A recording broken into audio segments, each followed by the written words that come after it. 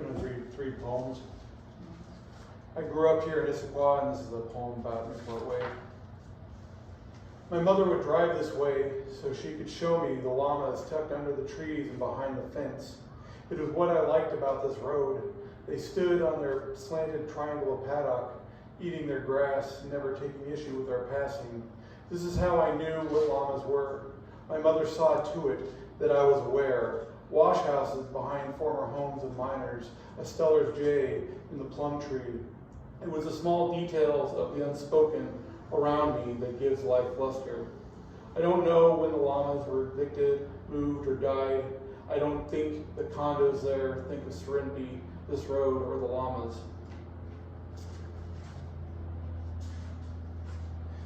I spent a few years living over in the Spokane area, and I'd go on drives, and this is what came of one of those drives, called Following the Day. I feel sad for him, the dead German Shepherd on the right shoulder next to a driveway on 97 south of Okanagan.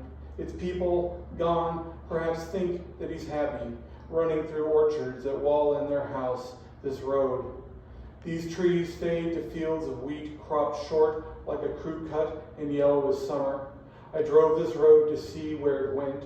A hamburger and Wilbur, vanilla Coke and Omac, all in the rear view now, with the Shepherd, apple trees, yellow wheat. Grand Coulee, Spokane, miles away. Over the speakers, Milo Ackerman sings, "Everything's Gonna Be Okay." And then finally is another Spokane piece. Watching an eastbound freight train from my northerly window. It's so late now, the street signals have turned to blinking. There isn't time for wordy sentences. If leaves were in the trees, they might have something to say.